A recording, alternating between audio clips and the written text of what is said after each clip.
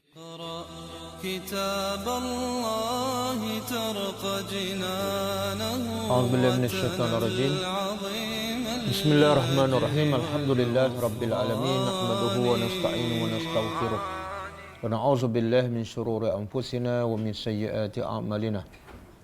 من يهده الله فلا مضل له ومن يضلل فلا هادي له. أشهد أن لا إله إلا الله وحده لا شريك له وأشهد أن محمدا عبده ورسوله. سبحانك لا علم لنا إلا ما علمتنا إنك أنت العليم الحكيم. اللهم علمنا ما ينفعنا وانفعنا بما علمتنا وزدنا علما. اللهم أتي أنفسنا تقواها وزكها أنت خير من زكاها أنت وليها ومولاها. Rabbi yassir wa la tu'assir, Rabbi tammi bil khair, amma ba'du. InsyaAllah malam ini kita sambung tadabbur surah Al-Baqarah ayat 67. Sebelum tu kita tengok pengajaran daripada ayat yang lepas. Rasanya daripada ayat 64 nah.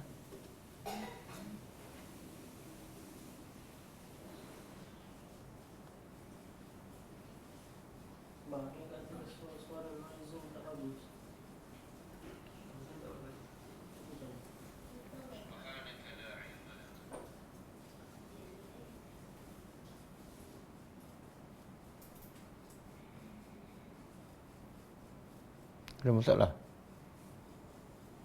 Ha? Suara okey tak Zoom? Okey Ustaz. Okey okey. Kita tengok ayat 64, pengajar ayat 64 ah. Auzubillahi minasyaitonirrajim. Summa tawallaitum min ba'di zalika falawla fadlullahi 'alaikum wa rahmatuhu lakuntum minal khasirin. Setelah Allah bagi tahu, Allah mengambil perjanjian dengan Bani Israel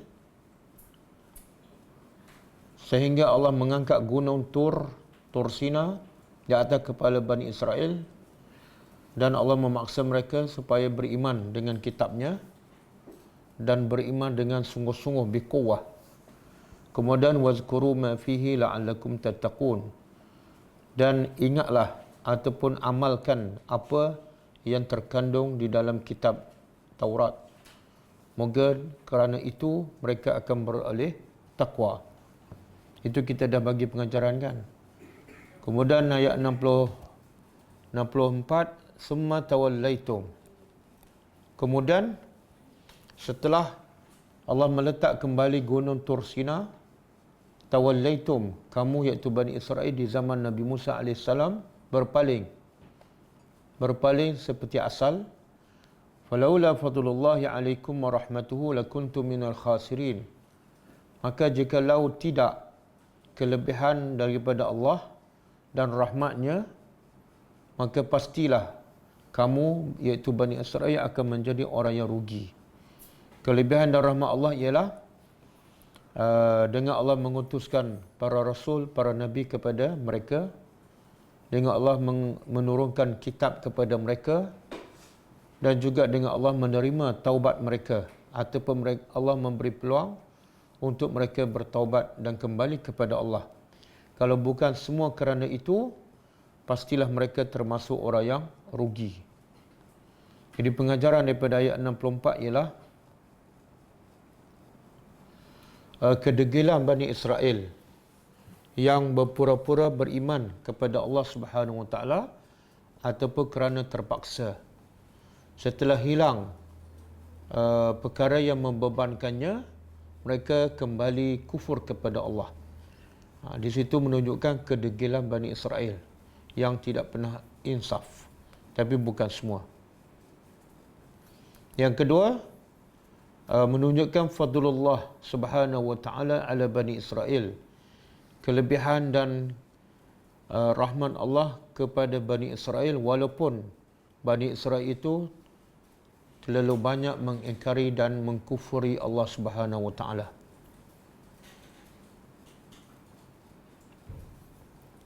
Dan yang ketiga,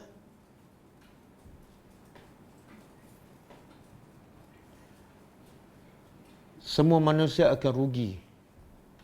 Semua manusia akan rugi tanpa pertolongan daripada Allah dan tanpa rahmatnya.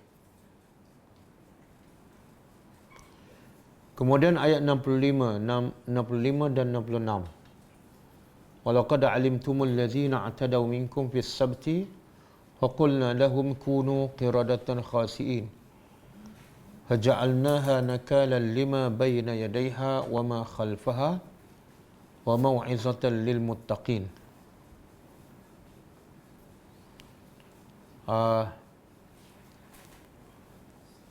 Wassalam.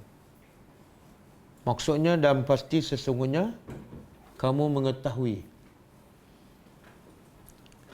orang-orang yang melampau daripada kalangan kamu, iaitu kalangan Bani Israel di zaman Nabi Musa, melampau dalam mentaati perintah Allah pada hari Sabtu. Maka Allah berkata, kami berkata kepada mereka, jadilah kamu kera yang hina.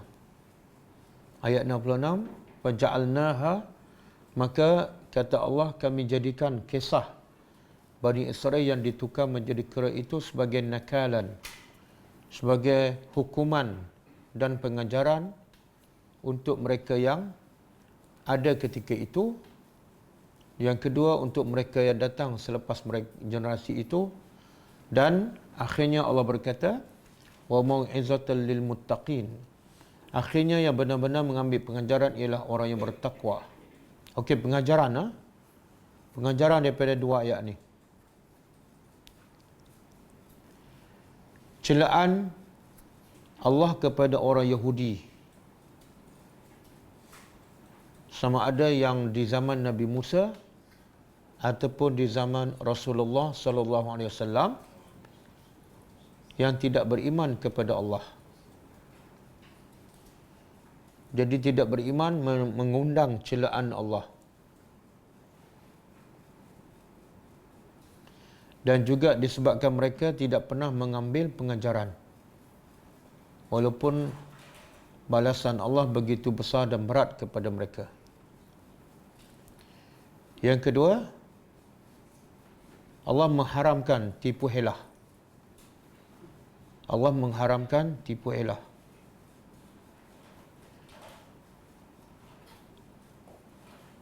Lebih-lebih lagi dalam melakukan perkara yang haram. Kerana mereka yang melakukan benda haram dengan cara tipu helah, dia telah melakukan dua dosa besar. Pertama, perbuatan haram. Yang kedua, menipu.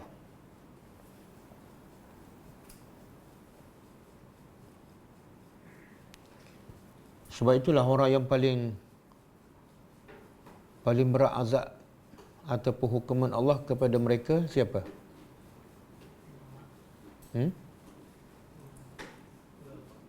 Apa dia? Bukan. Yang paling berat ni.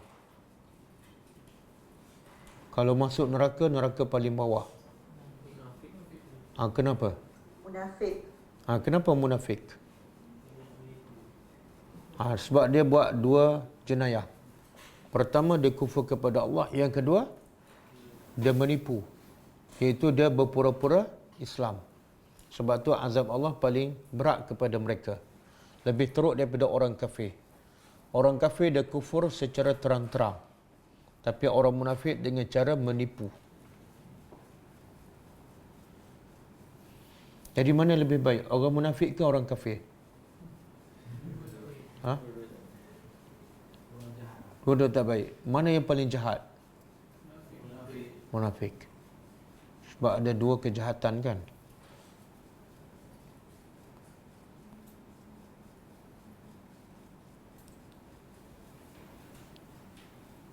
Dan Nabi sebut, Nabi larang dalam satu hadis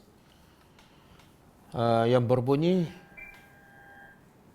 La tartakibu ma irtakabatil yahud wa tastahillu maharim Allah bi adna al-hiyal.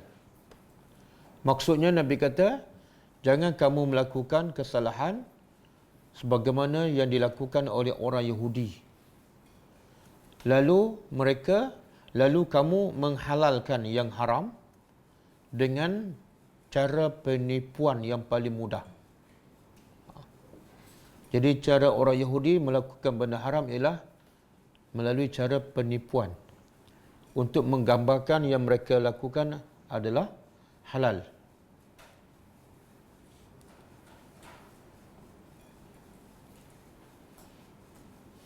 Ada ciri-ciri,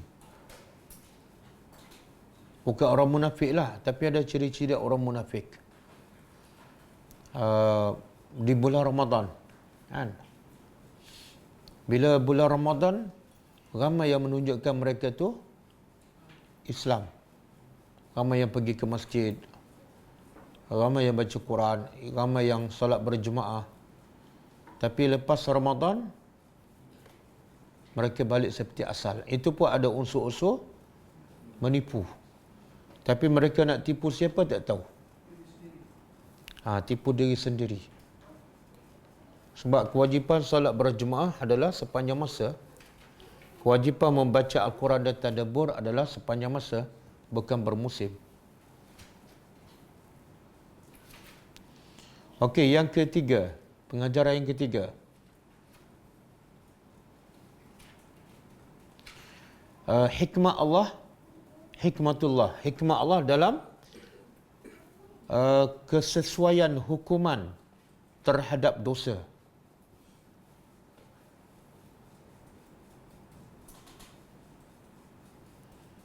Hikmah Allah dalam kesesuaian hukuman terhadap dosa.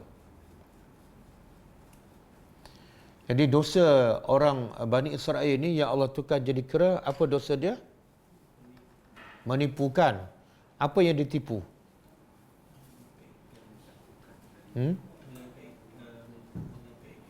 Dan tangkap ikan hari Sabtu, haram kan?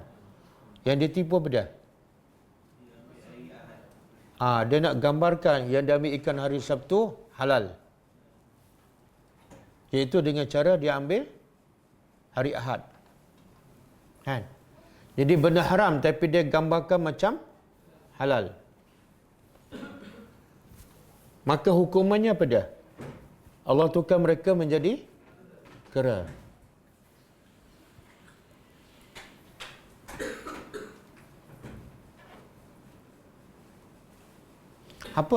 Apa persamaannya?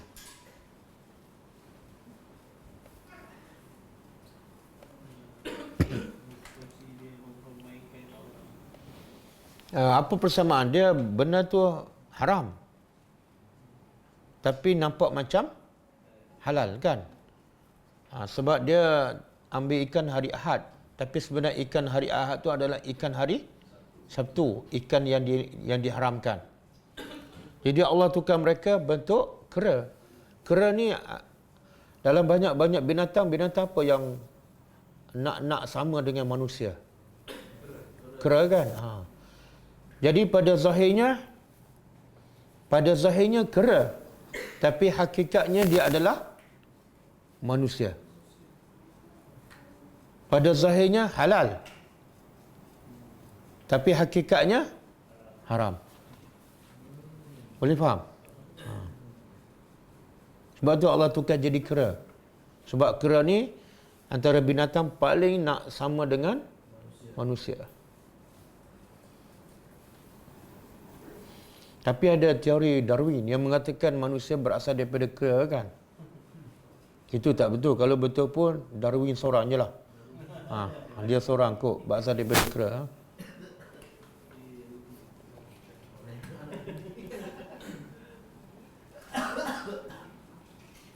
Okey, yang keempat, pengajaran keempat, kekuasaan Allah menukar manusia sekelip mata menjadi kera. Kita bila dengar ni, kita sepatutnya ada rasa gerun. Sebab kita kalau nak tukar orang jadi kera, apa perlu kita buat? Banyak proses dia, kos dia pun besar kan, risiko pun besar. Tapi Allah nak tukar hanya kun fayakun.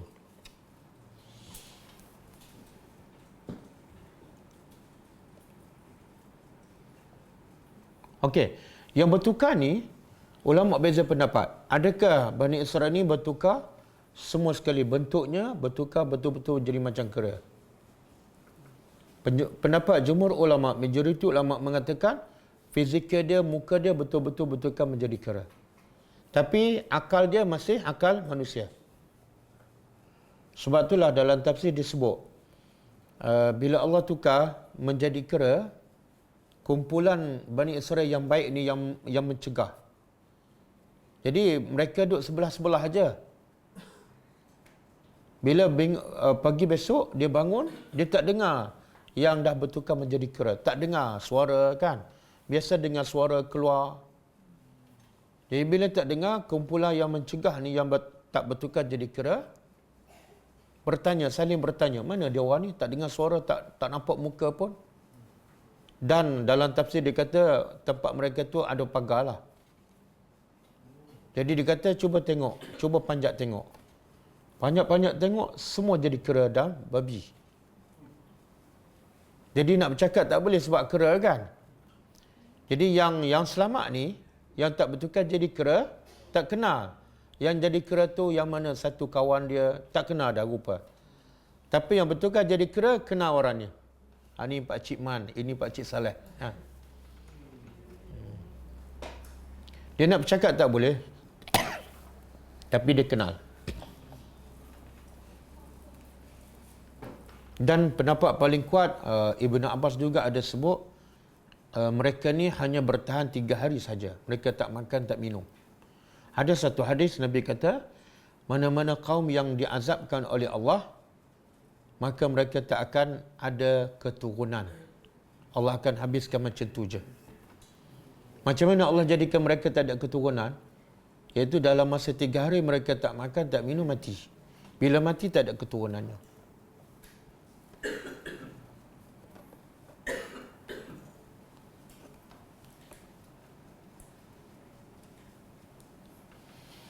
Okey. Kemudian pengajaran yang seterusnya, apa saja hukuman Allah di dunia adalah sebagai peringatan kepada orang yang masih hidup. Sebab yang ditimpa musibah dah mati. Tapi Allah jadikan itu sebenarnya peringatan untuk orang yang hidup, termasuklah kepada kita. Allah sebut dalam surah Yusuf, laqad kana fi qasasihim ibratun li ulil albab. Pasti sesungguhnya pada kisah-kisah mereka, iaitu kisah para nabi, ada ibrah, pengajaran. Untuk siapa? Bukan untuk mereka, tapi untuk li ulil albab, untuk orang yang berfikiran waras yang datang kemudian.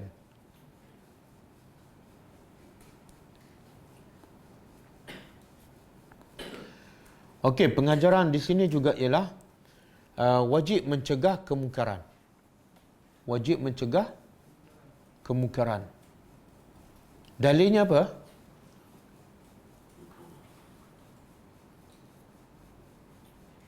Dalilnya ialah yang mencegah kemungkaran tu selamat. Dia terbagi pada 3 kumpulan kan. Yang melanggar perintah Allah bertukar jadi kera dan babi. Yang kedua, yang melarang. Yang melarang. Kumpulan ni Allah kata selamat. Tapi kalau kumpulan yang ketiga, yang tak langgar perintah Allah dan tidak melarang, Allah tak sebut selamat ataupun tak. Tapi ulama berbeza pendapat. Ada ulama mengatakan selamat. Dengar satu kisah yang sahih. Satu masa Ikrimah, Maula Ibnu Abbas, pembantu kepada Ibnu Abbas, dia kata satu masa aku pergi dekat Ibnu Abbas dan aku dapati Ibnu Abbas menangis. Maka Ikrimah bertanya Ibnu Abbas, ma yubkika? Apa sebab kamu menangis? Kata Ibnu Abbas, yang menyebabkan aku menangis ialah waraqah fi yadi. Lembaran-lembaran di tanganku. Kata Ikrimah, apa dia tu? Iaitu surah Al-A'raf. Iaitu berkenaan dengan kisah Ashabus Sabt. Mereka yang terlibat Bani Israel melanggar perintah Allah pada hari Sabtu. Lepas tu Ikrimah tanya, Kenapa kamu menangis? Apa kaitannya? Kata Abdullah bin Abbas, sebab Allah sebut dalam surah Al-A'raf, ingat lagi tak? Allah kata apa? Kami selamatkan mereka yang menghalang dan yang melanggar perintah Allah binasakan.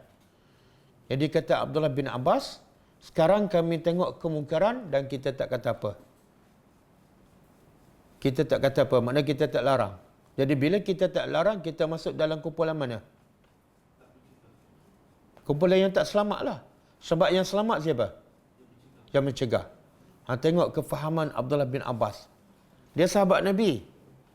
Tapi bila dia baca Al-Quran, dia tadabbur sampai dia menangis. Sebab apa? Sebab Allah kata kami selamat yang mencegah.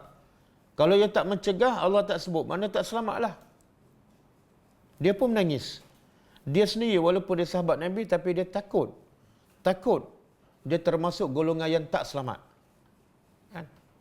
Tapi kata Ikrimah, kenapa kamu risau? Kumpulan yang tak mencegah, dia tak langgar perintah Allah, tapi dia tak, dalam masa sama dia tak mencegah. Dia ada rasa benci kepada kemungkaran. Kalau kita perasan ayat Allah kata apa? Apa kata kumpulan yang tak mencegah kepada kumpulan yang mencegah? Dia kata apa? Buat apa tegur? Lima ta'izuna qauman. Kenapa kamu menegur kaum yang Allah mu'azzibuhum? Allah akan azab mereka. Allah akan binasa mereka. Jadi kumpulan ni ada tak rasa benci dengan kemungkaran? Adalah. Sebab tu dia kata biar Allah azabkan mereka. Maknanya dia benci pada kemungkaran. Jadi kata Ikrimah, kumpulan yang tak mencegah ni Allah selamat. Sebab apa? Walaupun dia tak mencegah, tapi dia ada rasa benci kepada kemungkaran. Bila Ibn Abbas mendengar pandangan Ikrimah, dia rasa lega. Boleh faham? Ini sama dengan hadis Nabi. Nabi kata, siapa saja melihat kemungkaran, wajib cegah. Dan siapa yang tak mampu, wajib cegah dengan tangan, iaitu dengan kuasa. Siapa yang tak mampu, wajib cegah dengan lidah, dengan teguran, nasihat. Siapa yang tak mampu dengan teguran, dengan nasihat, dengan ilmu, wajib cegah dengan benci dengan hati. Itulah selemah-lemah iman. Jadi kumpulan Bani Israel yang tak cegah ni, walaupun tak cegah, dia ada rasa benci. Buktinya dia kata apa? Biarlah pokok tu diazab oleh Allah. Itu tanda dia benci. Okey. Jadi, kalau kita tak cegah pun, paling kurang kita kena ada rasa benci kemungkaran. Kalau tak benci, kita tak selamat. Dan makna kita tidak ada iman. Walaupun senipis kulit bawah. Kemungkaran berlaku tak setiap hari depan mata kita. Ya, depan mata kita. Kadang-kadang lagi parah dalam rumah kita. Kan? Dalam rumah kita kemungkaran. Kita langsung tak rasa benci. Takutlah azab. Dia tak mungkin Allah jadikan kita kera dan babi. Sebab itu azab kepada kaum yang terdahulu kan. Tapi ada pendapat kedua, iaitu pendapat Mujahid. Dia kata Allah tak tukar Bani Israel menjadi kera dari segi fizikal. Tapi Allah tukar menjadi kera dari segi akal. Dia tak jadi macam akal manusia. Yang ni mungkin berlaku. Siapa yang tak mencegah kemungkaran ataupun tak benci, mungkin Allah tukar cara berfikirnya macam kera. Macam mana kera berfikir?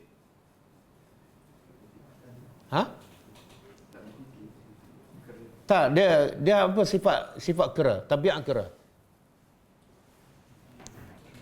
Siapa pernah? Dapat bunga. Seperti kera dapat bunga. Seperti kera dapat bunga. Itu pepatah. Tak, tabiat kera apa dia?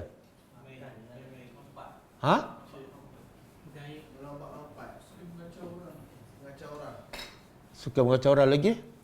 Tamak, kan? Dia tamak kan? Kau boleh dia ambil semua.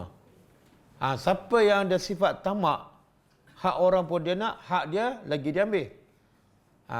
Ada kemungkinan itu adalah Allah tukar sifatnya menjadi sifat kera. Sebab apa? Sebab tengok kemungkaran dia tak rasa sensitif langsung. Benci pun tak, tegur jauh sekali. Okey?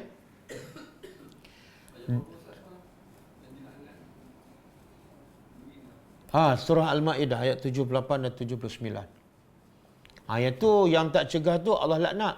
Makna tak cegah dan tak benci langsung, itu Allah laknat. Sebab itulah ulama sepakat wajib cegah kemungkaran. Wajib.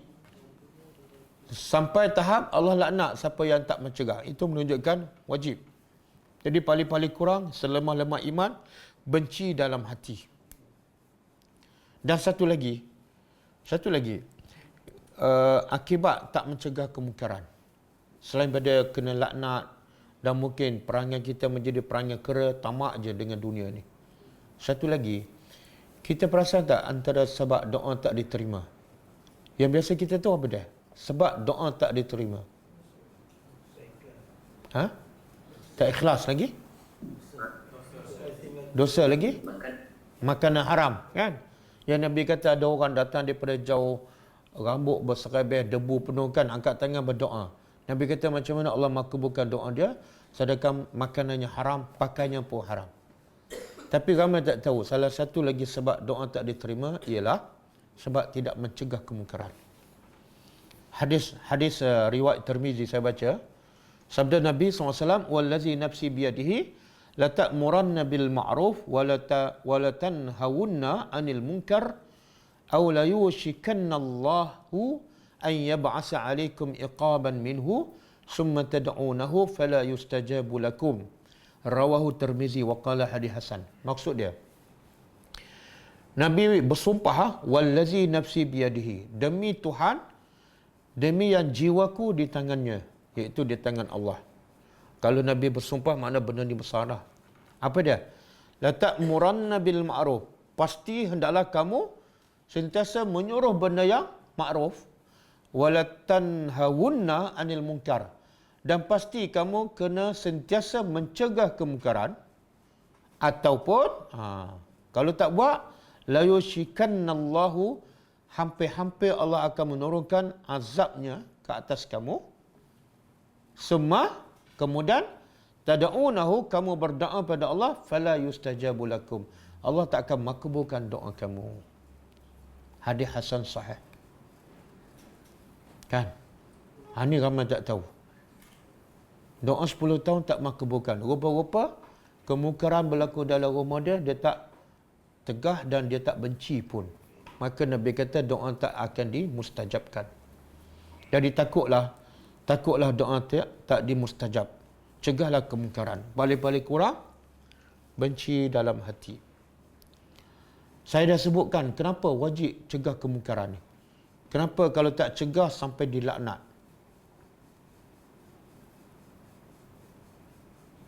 Maknanya satu perkara yang sangat besar lah.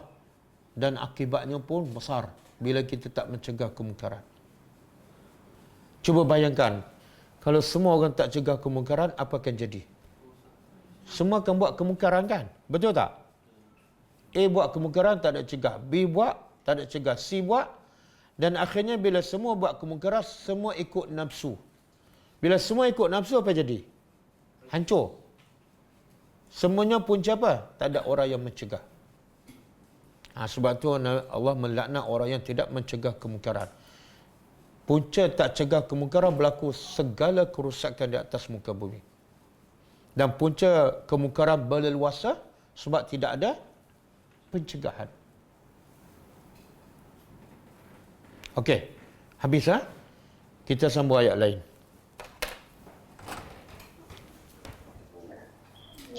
A'udzubillahi minasyaitonirrajim. Wa iz qala Musa, dan ingatlah ketika mana qala telah berkata Musa liqaumihi, kepada kaumnya, innallah, sesungguhnya Allah ya'murukum, menyuruh kamu, Musa berkata pada kaum dia, Allah menyuruh kamu an tazbahu, agar kamu menyembelih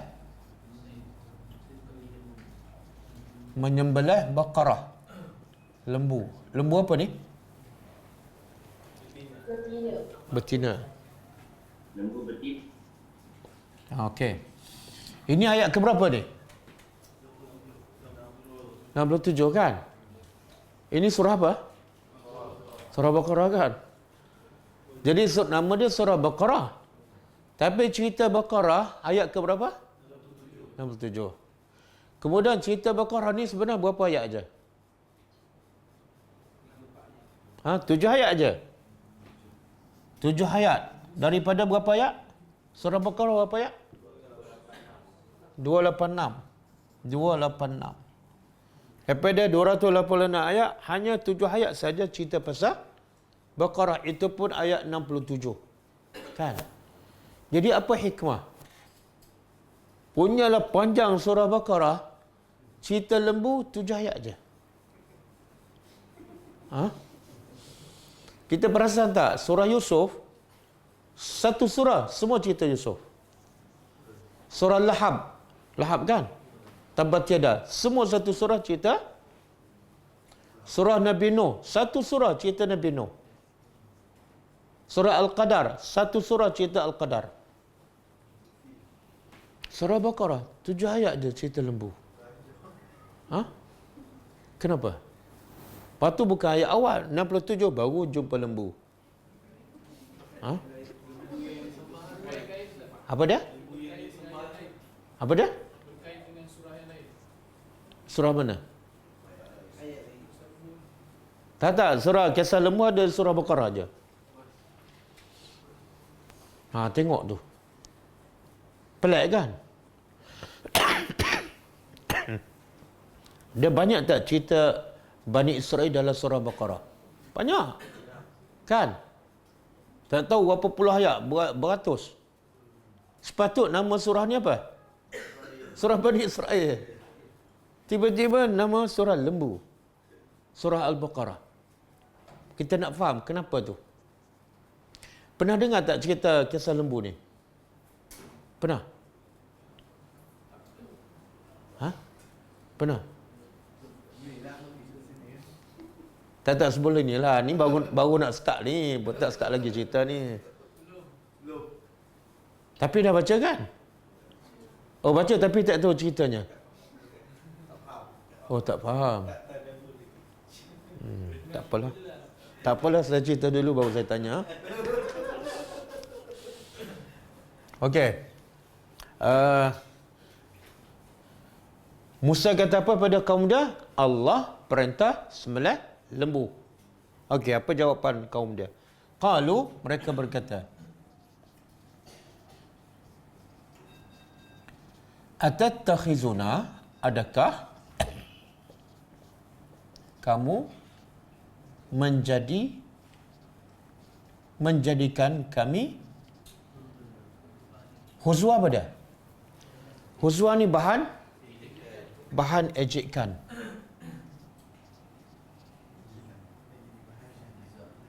Bahan ejekan. Tengok bahasa Al-Quran. Kaum dia tak kata pada Musa, engkau mengejek kami. Kalau engkau mengejek kami macam ni. Ataskharuna,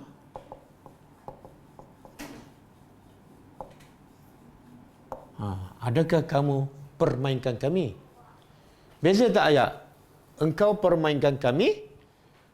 Satu lagi, engkau menjadikan kami objek untuk jadi bahan lawak.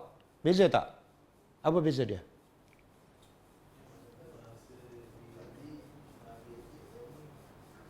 Biar ni Nabi ajak juga. Tak, kalau ayat engkau permainkan kami, mungkin Nabi Musa sekali je permain.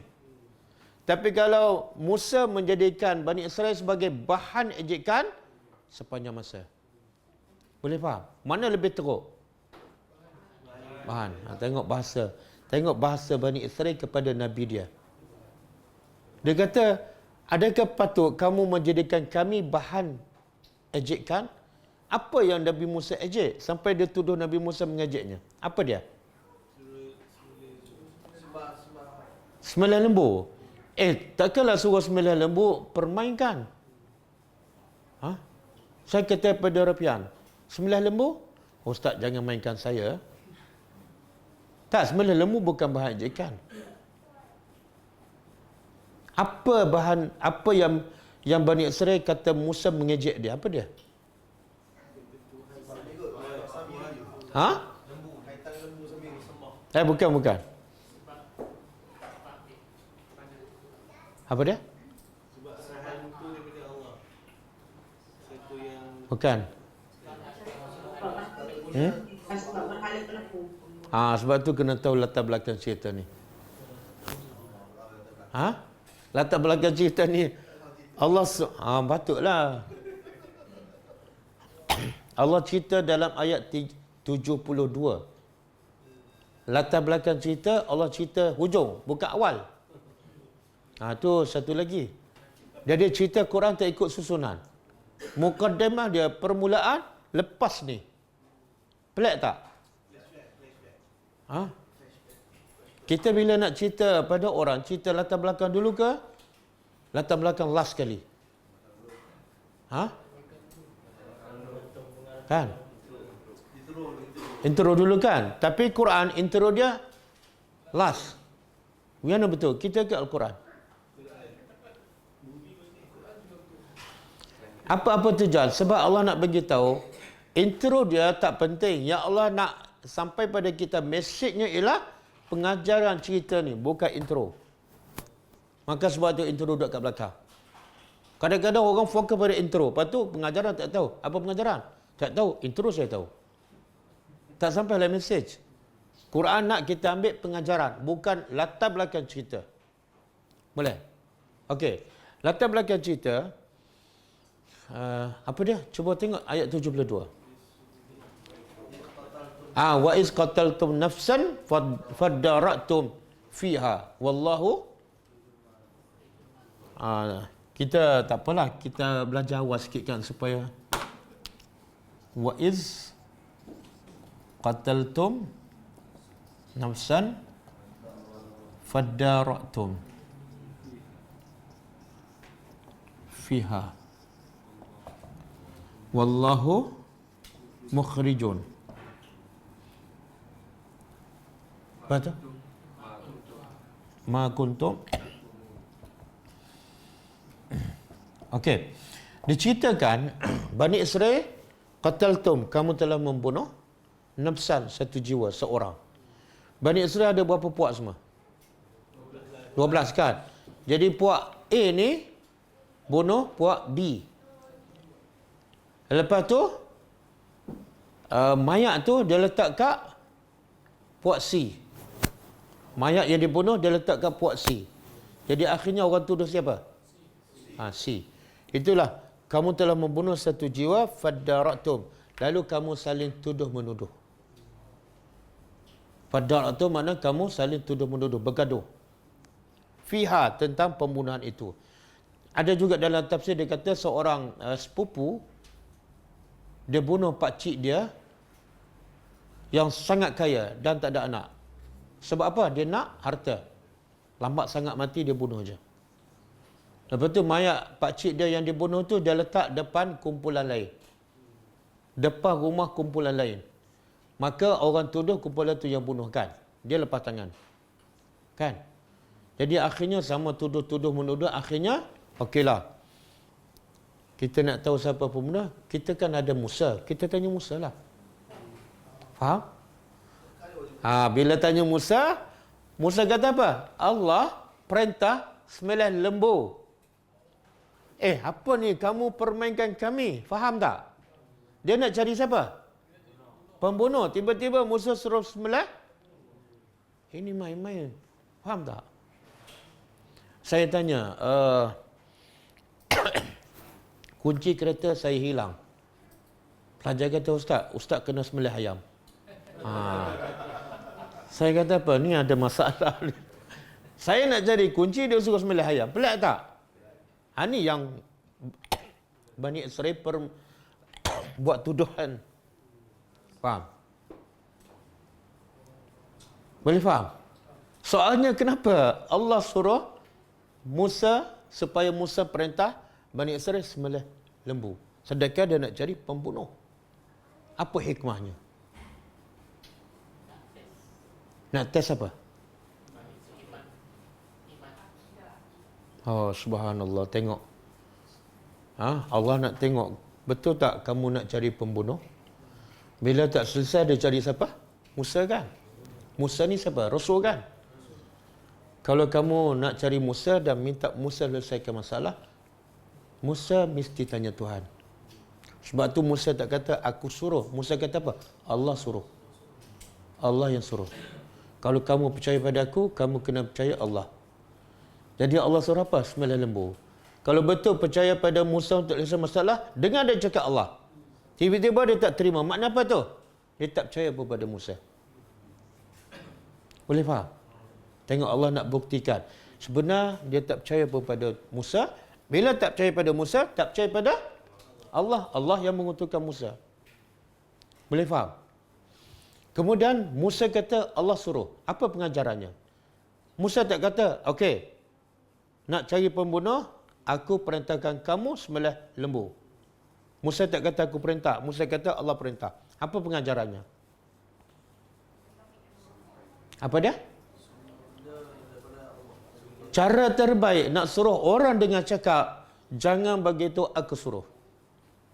Sebab aku siapa? Akulah orang. Kita orang suruh orang, susah nak dengar.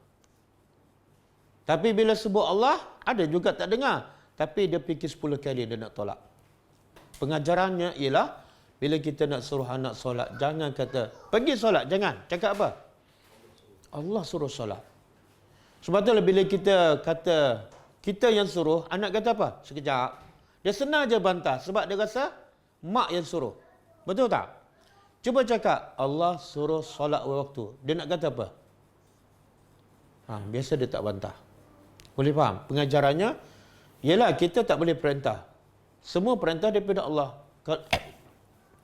Kalau daripada Allah, jangan sebut aku suruh. Jangan sebut cikgu suruh. Sebut Allah suruh.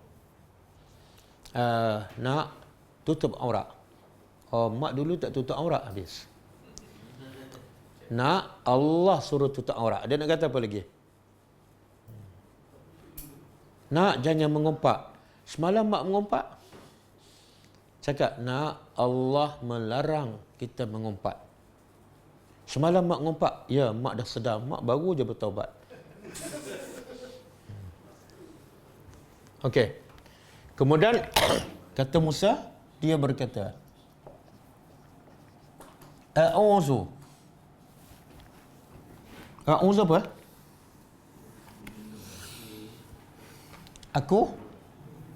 Aku berlindung. Aku ni siapa? Musa. Aku berlindung dengan Allah. Aku berlindung dengan Allah an akuna, dari aku menjadi minal jahilin, dari jahilin apa dia? Orang-orang yang jahil. Okey. Bila Bani Israel tuduh Musa permainkan dia, Musa jawab apa? A'udzubillah, aku berlindung dengan Allah daripada menjadi orang jahil. Apa maksud dia?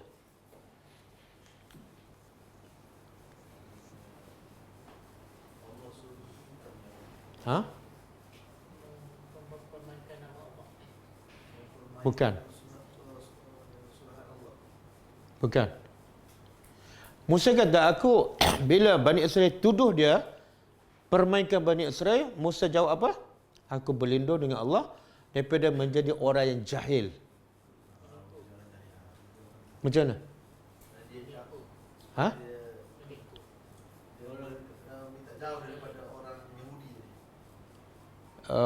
Jauh daripada Yahudi.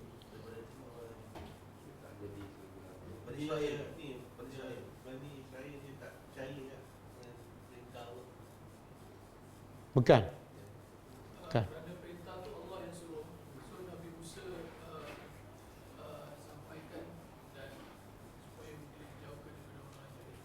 Bukan.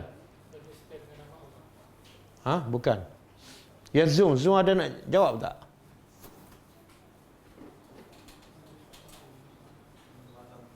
Hafiz, ada jawapan Hafiz? Apa? Jawapan. Dia kalau best student tak boleh jawab, yang lain lagi tak boleh jawab. Okey, dengar. Bila Bani Israel tuduh dia mempermainkan Bani Israel, maka Musa berkata, aku berlindung dengan Allah daripada menjadi orang yang jahil. Orang yang jahil ia orang yang suka permainkan orang. Tak mungkin aku permainkan kamu. Aku minta berlindung daripada Allah menjadi orang yang suka permainkan orang. Tengok subhanallah bahasa Al-Quran. Dia tak kata aku berlindung dengan Allah daripada menjadi orang yang mempermainkan orang. Tak. Dia kata menjadi daripada orang jahil. Sebenarnya dia nak bagi tahu apa? Semua yang suka permainkan orang adalah orang jahil. Kenapa jahil? Jahil sebab bila manusia permainkan manusia, makna dia jahil. Bahawa dia juga adalah makhluk. Bila manusia sama manusia, makhluk tak? Bila sama-sama makhluk, sama-sama lemah tak? Bila sama-sama lemah, logik tak? Yang lemah permainkan yang lemah. Tak logik kan? Kecuali orang tu memang jahil bahawa dia tu adalah makhluk. Kalau kita lemah, macam mana nak permainkan yang lemah? Sama-sama lemah. Boleh faham? Kalau kita ada kelebihan, katalah kita sihat, kita kaya kan, kita permainkan orang miskin. Pun tak patut. Sebab bila Allah bagi kelebihan, bukan permainkan orang, tapi kena bersyukur pula. Boleh faham? Bila kita ada kelebihan, kita permainkan orang, kita jahil. Boleh faham? Tengok Al-Quran. Dalam masa sama Allah nak menafikan sifat Nabi tak mungkin permainkan orang. Dalam masa sama Allah nak beritahu hukum orang permainkan orang adalah orang yang memang jahil, buta. Dia tak kenal siapa dia dan siapa orang yang dipermainkan. Jadi jangan sekali-kali mengejek orang bodoh, lembab, miskin, jangan. Sebab siapa permainkan orang, dia adalah orang jahil. Dan di sini juga pengajarannya apa ni? Musa kata, aku berlindung dengan Allah. Apa pengajarannya?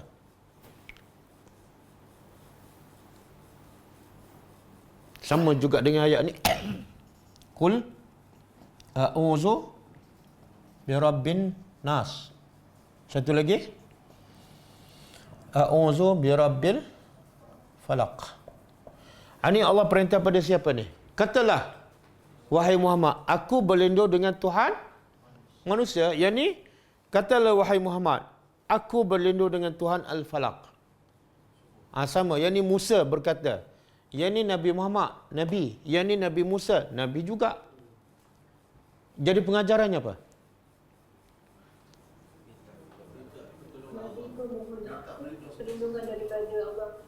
Kalau seorang Nabi yang hebat, yang mulia, yang dekat dengan Allah pun masih mohon pelindung dengan Allah, kita ni lagi-lagi wajib berlindung dengan Allah sahaja. Jangan berlindung dengan manusia. Jangan berlindung dengan kuasa. Jangan berlindung dengan hantu. Ataupun jin, kan? Ada. Jadi, sehebat-hebat Nabi, termasuklah Nabi Muhammad, tetap berlindung dengan Allah. Menunjukkan manusia tak ada apa-apa kelebihan. Jangan berlindung selain pada. Kadang-kadang berlindung dengan apa ni? Tangkal, kan? Kadang-kadang dia pagar rumahnya dengan garam lah, bukan beras. Garam, kan? Itu semua syirik. Lada hitam. Lada hitam.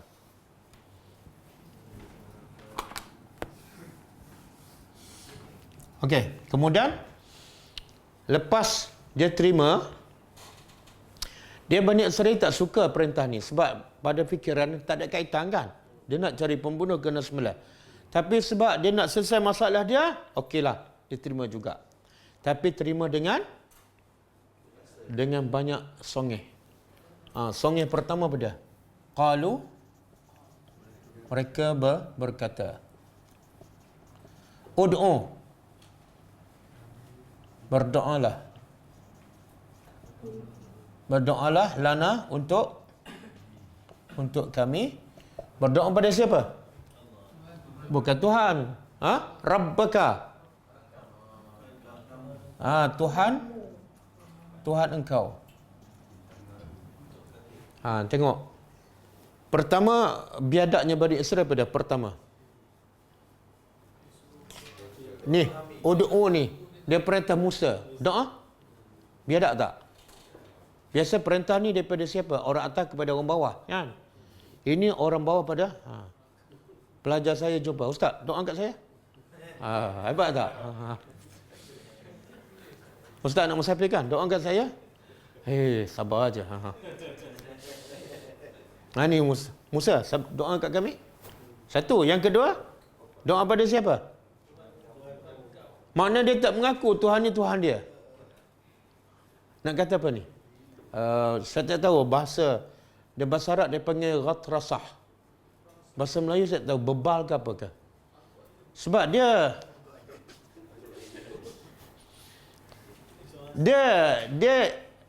yakin Allah boleh selesai masalah. Betul tak?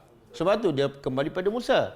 Dia yakin Allah boleh selesai masalah, tapi dia tak mengaku Allah yang boleh selesai masalah Tuhan dia. Dia tak mengaku. Kan pelik tu. Kalau kamu percaya Tuhan boleh selesai masalah, mengaku je lah itu Tuhan kamu juga.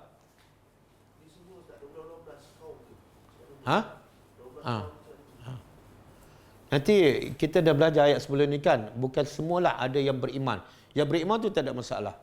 Tapi yang tak beriman, inilah perangnya dia. Dulu, kini, selama-lamanya.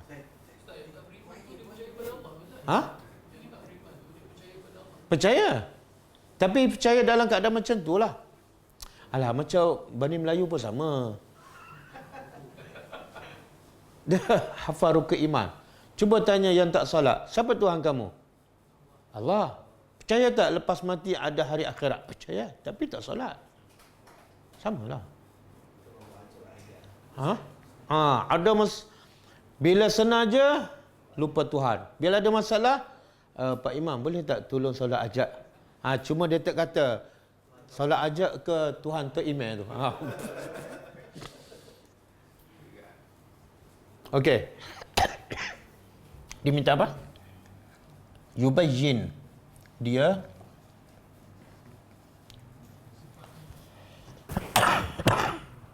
menjelaskan lana kepada kami mahi apa dia? Ma satu perkataan, hi satu lagi. Ma apa? Hi ni dia ataupun ia. Balik pada siapa ni? Lembu. Mahi. Doalah pada Tuhan engkau supaya Tuhan engkau terangkan apa jenis lembu tu. Apa jenis? Subhanallah. Dia sebenarnya perlu tak soalan ni untuk melaksanakan perintah Allah? Tak. Allah perintah apa dia? Sembelih lembu. Perintah paling mudah. Allah tak sebut warna lembu macam mana kan? Makna apa? Jumpa je, sembelih. Itu menunjukkan bahawa perintah Allah semuanya mudah. Tapi yang menjadikan susah siapa? Kan? Kadang-kadang ambil wuduk mudah je tapi setengah jam basah baju kan. Siapa punya hal tu? Kan? Lepas tu nak musafir bawa kain pelekat kan? Lepas tu bila kain pelekat terlupa tak solat. Kenapa? Terlupa kain pelekat. Padahal dia boleh solat dengan seluar kan? Dia yang menyusahkan. Bila tak ada air, dia tak solat. Kenapa? Masjid tu air kenapa tu? Padahal boleh tayamum. Dia dah belajar sekolah rendah tayamum. Tak pernah praktis. Jadi sebenarnya agama tu mudah. Manusia yang menyusahkan. Okey. Tapi Allah layang lagi. Allah jawab apa? Qal. Dia berkata, iaitu Allah. Innahu, sesungguhnya, dia berkata, mula-mula Musa ni. Dia ni Musa. Musa berkata, sesungguhnya dia berkata, iaitu Allah.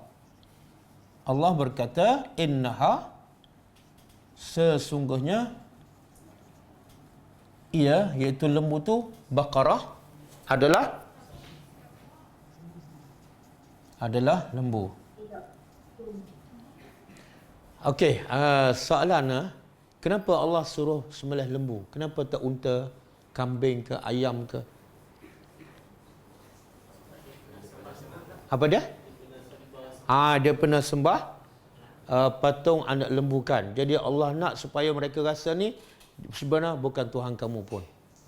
Buktinya, bila kamu ada hajat, nak selesai masalah, kamu sembelih juga. Biar Bani Israel tak rasa mulia lembu tu. Okey, maka Allah pun jawab, lembu yang macam mana ni? La faridun. La faridun apa makna? Tidak tua. Faridun makna tua dan tak beranak dah. Tengok. Semakin dia tanya, semakin Allah susahkan.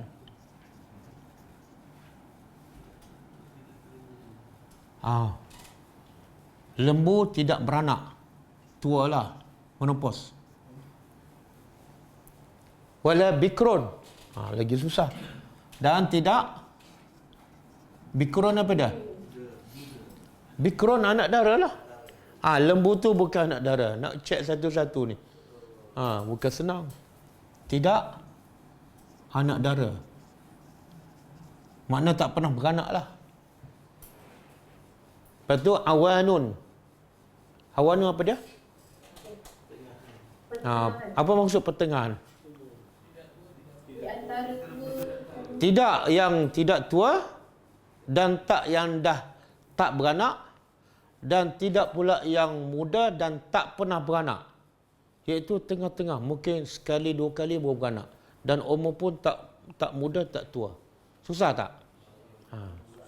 Cari penyakit kan?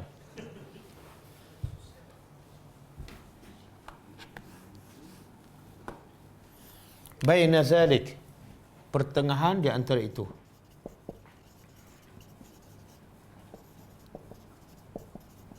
Demikian.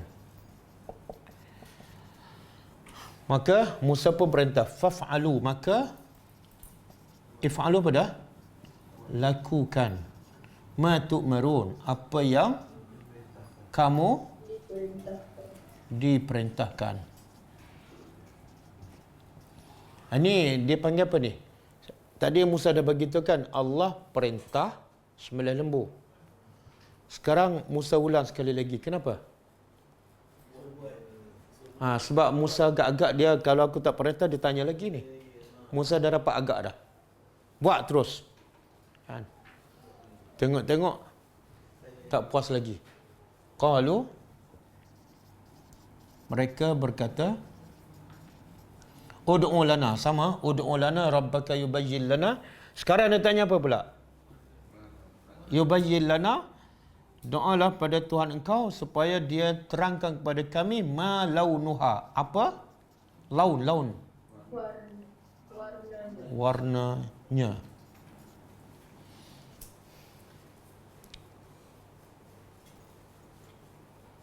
Qal, dia berkata, Musa berkata, innahu, sesungguhnya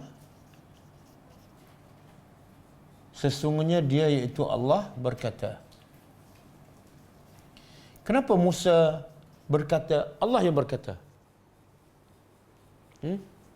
Musa tak kata, okey, warna kuning.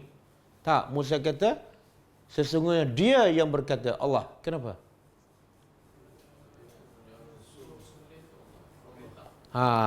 Mana Allah nak Musa nak begitu, aku tak masuk campur.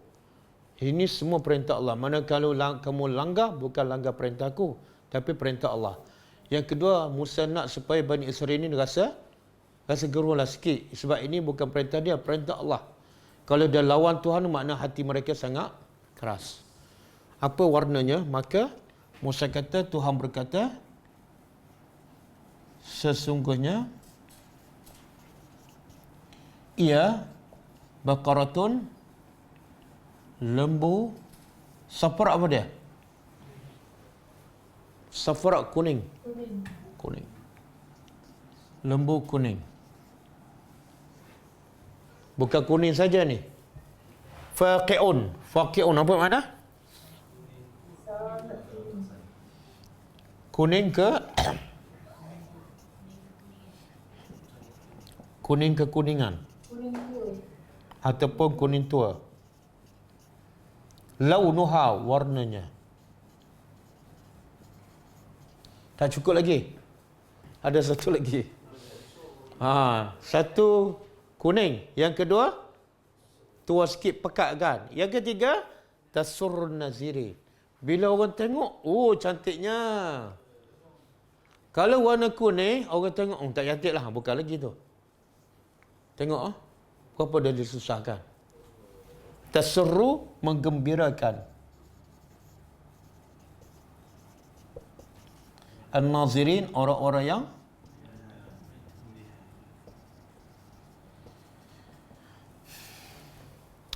kenapa Bani Israel suka bertanya? Sebenarnya dia nak melawan je. Dia nak melawan je. Dia perangai manusia suka nak lawan perintah Allah. Cuma dia nak lawan dalam bentuk apa? Nampak? Jangan nampak sangat tolak terus. Beza tak? Tolak terus dengan tanya. Beza. Tanya tu macam tak nampak sangat lah, tak nak ikut. Kan? Solat zuhur 4 rakaat. 4 rakaat tu pukul berapa? Dan sebenarnya tak nak buat tu. Pukul 1. Pukul 1 tu tepat-tepat pukul berapa? Tak nak buat tu kan. Lepas tu pakaian kena pakai pakaian macam mana? Kena pakai kain pelekat. Kalau kain batik boleh tak? Lepas tu tempat pula macam mana? Di masjid. Jadi soalan tu sebenar dia tak nak buat tu. Cuma dia tak nak tunjuk dia nak tolak perintah Allah. Betul? Beza tak? Saya tak nak buat. Dengan dia banyak soal. Sebab itulah Syekh Mutawalli Sya'rawi dia kata orang-orang yang sembah berhala ni, dia fitrah dia semula jadi dia tahu perintah Allah ni jelas dan perintah Allah ni baik. Tapi kenapa dia tolak? Dia sembah berhala. Dan dikata pula sembah berhala itu adalah sebagai perantaraan. Sebenarnya dia tak nak buat perintah Allah. Jadi cara yang lembut dia kata apa? Kami sembah berhala dan berhala ni sebagai perantaraan. Kami sembah Allah juga. Jadi tak nampak sangat dia menolak secara direct kan? Okey? Jadi nampak tak kenapa cerita surah Baqarah ni duduk kat tengah dan 7 ayat je? Yalah, pelajar yang tak jawab saya tanya tadi. Paling-paling kurang kalau nama surah ni surah Baqarah kan, startlah daripada awal ataupun adalah 100 ayat ke cerita Baqarah aja kan. Ini 7 ayat daripada 280 ayat.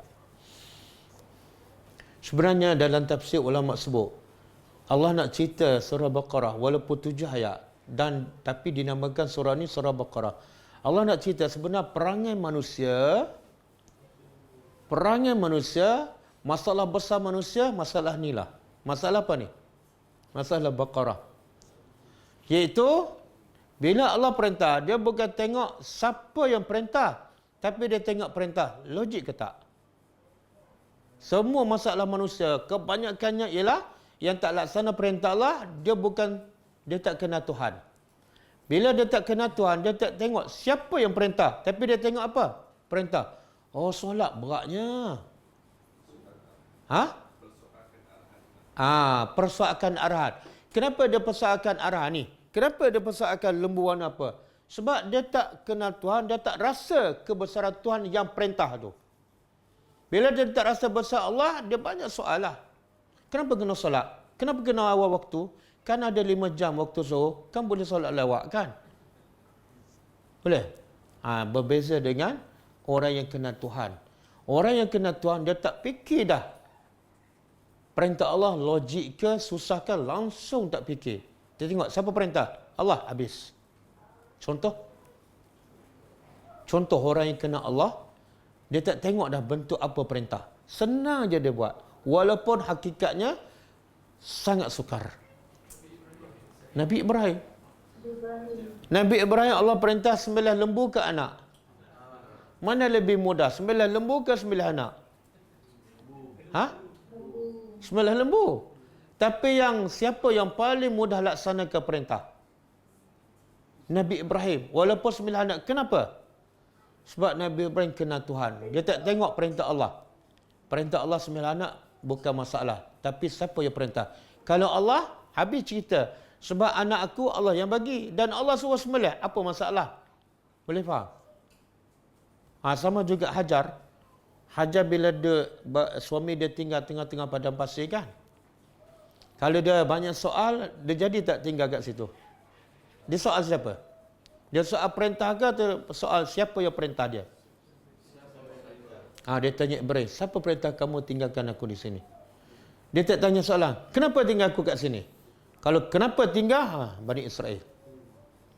Siapa yang perintah? Ibrahim kata apa? Allah, sepatah aja jalan. Sebab apa?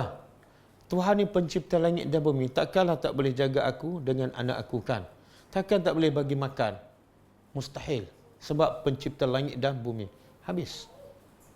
Boleh faham?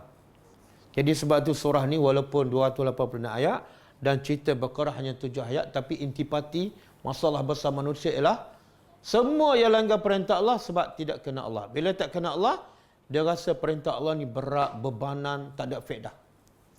Tapi bila dia kena Allah, perintah Allah ni senang je. Nak bangun malam 5 jam pun mudah je baginya. Nak pergi berdakwah jauh macam Nabi nak pergi ke Taif pun mudah je. Sebab dia bukan tengok perintah Allah, tapi tengok siapa yang perintah. Okey. Kita sambung. Assalamualaikum Ustaz. Wassalamualaikum warahmatullahi. Saya nak tanya sikit Ustaz Ya. Kalau kita tak faham sesuatu arahan ataupun hukuman ataupun apa-apa jugalah, kita diwajibkan untuk bertanya kalau kita tak tahulah, bukannya bermaksud kita nak menolak kan. Itu dibenarkan Ustaz ya. Okey. Sekarang kalau hukum ataupun perintah Allah tak jelas, kita wajib bertanyalah. Kalau tak jelas macam mana nak laksana? Okey? Yang salah bertanya ni ialah bila hukum Allah dah jelas. Tapi kita tak nak buatkan. Kita pun elak dengan cara bertanya. Itu yang salah. Satu lagi, ada orang dia nak tahu apa hikmah. Hukum Allah dah jelas. Tapi nak tahu apa hikmah perintah Allah tu. Selagi dia tak tahu hikmah, dia tak buat. Itu termasuk Bani Israel. Hukum dah jelas. Contohlah, kenapa subuh 2 rakaat? Kenapa zuhur 4 rakaat? Selagi tak tahu hikmah, saya tak akan buat. Ini Bani Israel. Tapi kalau dia laksanakan solat subuh kan, dia terima, tak ada masalah. Cuma dia nak tahu apa hikmah. Dia soal. Itu tak apa. Sebab dia dah terima hukum Allah, dah laksana, cuma nak tahu hikmah aja. Okey, boleh ha? Boleh tak? Terima kasih Ustaz. Okey.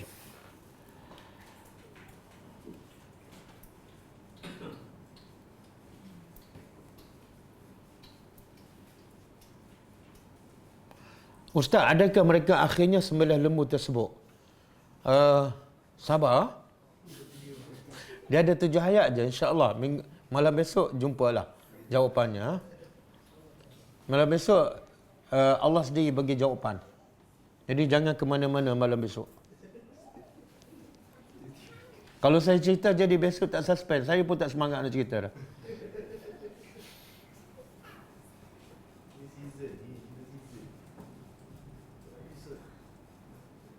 Ada lagi soalan? Zoom?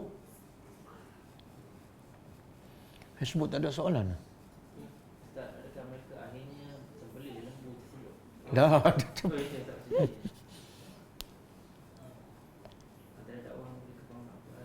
Antara dakwah memberi kefahaman Al-Quran dengan menegak sistem muamalah mengikut Al-Quran. Mana yang patut diberi keutamaan?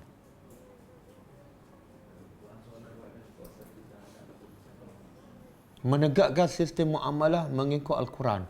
Dia sebenarnya sama aja.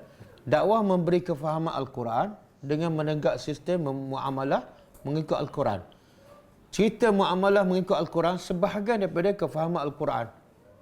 Cuma yang paling asas yang perlu kita tekankan bukan muamalah. Yang paling asas apa dia? Akidah. Sebab itulah 13 tahun Nabi berdakwah di Mekah tak ada ayat pasal muamalat. Tak ada ayat pasal perniagaan, urusan jual beli. Semua yang 13 tahun tu penekanannya kepada keyakinan kepada Allah, keyakinan pada hari akhirat, keyakinan kepada Rasulullah SAW. Bila akidah dah selesai, ceritalah bab ekonomi ke, bab nikah kahwin ke, bab jenayah ke apa ke, ceritalah. Tapi kalau akidah tak selesai, tiba-tiba cerita bab ekonomi, yang ni yang jadi sesak ni. Bila dia kaya, dia jadi kedekut. Sebab apa? Akidah tak kuat. Wallahu a'lam.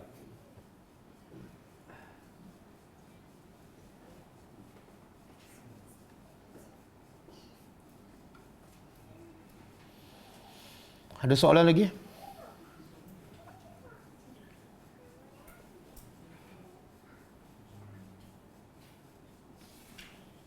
Ustaz, kisah ni masa dia orang tengah sesat dan 40 tahun.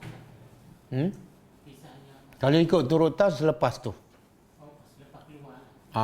Kalau ikut turutan kisah lah. Kan yang sesat tu sebelum ni, sebelum ayat ni. Kalau ikut turutan cerita ni selepas itu. Tapi Nabi Musa meninggal masa sesat ni. Assalamualaikum Ustaz. Waalaikumsalam warahmatullahi. Apa nama soalan daripada Zoom daripada Gani. Hadis yang mengatakan jika hendaklah kamu cegah dengan tangan, lisan dan hati. Tapi ada yang mengatakan hadis ini sepatutnya diamalkan cara terbalik. Dia cakap jika asyik dengan hati, lama-lama iman kita pun akan hilang. Apa pendapat Ustaz? Tak faham Kalau asyik dengan hati, tak. Yang pertama Nabi suruh cegah dengan apa? Dengan tangan. Apa maksud tangan? Kuasa. Makna kalau kerajaan dengan kuasa lah, tangkap kan. Kalau mak bapak dengan tangan, contohlah anak dia main game kan. Pertama cegah dengan tangan, ambil rampas. Kalau tak mampu, kalau tak ada kuasa dengan bagi nasihat dengan mulut. Kalau tak mampu, ikut turutan. Yang paling-paling itu ialah dengan benci dengan hati. Tapi orang kita ni biasa, dia start daripada mana? Wah, Ustaz, saya benci dari hati je. Sejak bila benci dari hati? Sejak saya tengok kemungkaran lah. Itu sampai bila kemungkaran tak akan hilang. Okey, soalan Rafian tadi. Kalau ikut turutan cerita ni berlaku selepas mereka sesat kan? Tapi ada pendapat, ini pendapat lah. Pendapat dalam tafsir mengatakan Nabi Musa mati masa 40, itu pendapat. Tapi tak ada dalil, wallahu alam. Jadi mungkin itu pendapat yang tak betul, wallahu alam. Maka cerita ni berlaku selepas tu ataupun mungkin terbalik, wallahu alam.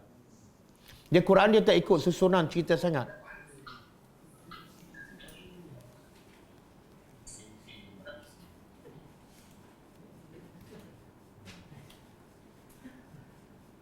Ustaz nak mohon pencerahan mengenai solat sunat Isya Ba'diyah 4 rakaat 1 salam untuk dapat Lailatul Qadar, atau dalam keadaan biasa solat sunat Ba'diyah Isya 4 rakaat. Dia ada hadis lah. Ada hadis. Siapa yang solat sunat selepas Isya 4 rakaat seolah dia berada pada malam Lailatul Qadar. Itu bukan bulan Ramadan, sepanjang masa. Tapi adakah 4 rakaat 2 salam ataupun 1 salam? Balik kepada hadis Nabi, Nabi kata salatul laili masna masna. Salat malam 2-2. Maka kata ulama yang terbaik ialah 2 rakaat 1 salam, 2 rakaat 1 salam. Wallahu a'lam. Assalamualaikum Ustaz. Waalaikumsalam warahmatullahi. Saya nak tanya, kalau seseorang tu dia punya perangai dia jenis suka buat lawak, kita untuk macam hidupkan hati orang lah, bukan untuk berlaku. Adakah dia kategori yang ini suka mempermainkan orang? Tak, dia buat lawak, dia hiburkan hati orang. Kalau hiburkan hati orang, bukan permainkan orang lah. Dia permainkan orang, orang tak akan terhibur. Orang bagi penampak kan. Dia dua benda yang berbeza, hiburkan hati dengan permainkan orang. Cuma ada satu hadis Nabi kata, celakalah orang yang suka buat lawak bohong dengan tujuan untuk gelakkan orang. Dia buat lawak tapi dia reka cerita-cerita bohong. Nabi kata celakalah. Lagi pula kenapa kita nak hiburkan orang dengan cerita bohong kan? Jadi kalau hibur dengan cerita bohong, dia tak akan bertahan lama. Dia akan seronok masa tu je. Hiburkan hati manusia dengan hiburan yang sebenar, iaitu Al-Quran. Percayalah, siapa yang faham Al-Quran, siapa yang tadabbur, dia akan terhibur sepanjang masa. Sebab dalam Al-Quran ada hiburan, syifa'un wa rahmah.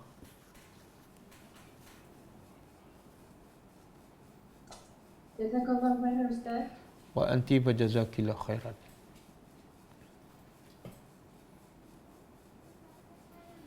Ada lagi soalan? Tak ada? Masa saya nak jawab tak ada soalan pula. Masa saya tak sempat jawab, banyak pula soalan. Okey? Kalau tak ada, kita jumpa lagi insya-Allah malam besok. Kita tutup dengan membaca tasbih kafarah. Subhanakallahumma wa bihamdika asyhadu an la ilaha illa anta astaghfiruka wa atubu ilaik. Assalamualaikum warahmatullahi wabarakatuh. اقرأ كتاب الله ترق جنانه وتنل عظيم الأجر والغفران.